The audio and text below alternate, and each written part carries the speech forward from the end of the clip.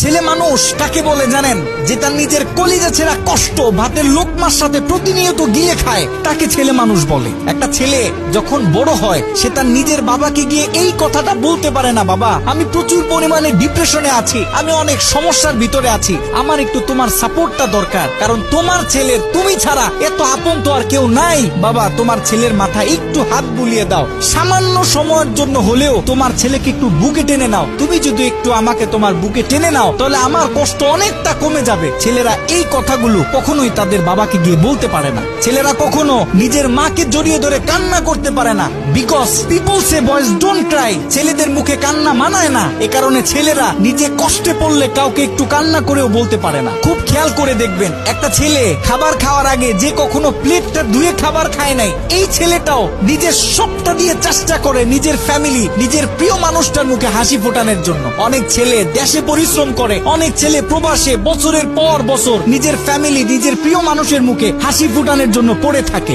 দিন শেষে ছেলেদের মুখে হাসি ফোটানোর মতো কাউকে পাওয়া যায় না। আমি মনে করি boys are the best actor in the world. এই পৃথিবীতে ছেলেরা হচ্ছে সব থেকে বড় অভিনেতা, কারণ ছেলেরা নিজেদের বুকে হাজারো লক্ষ কষ্ট পুঁতে রেখেও মুখে হাসি নিয়ে চলে, কারণ সে জানে আজকে আমি যদি ভেঙে পড়ি তাহলে আমার পুরো ফ্যামিলিটা অস্তিত্বহীন হয়ে যাবে।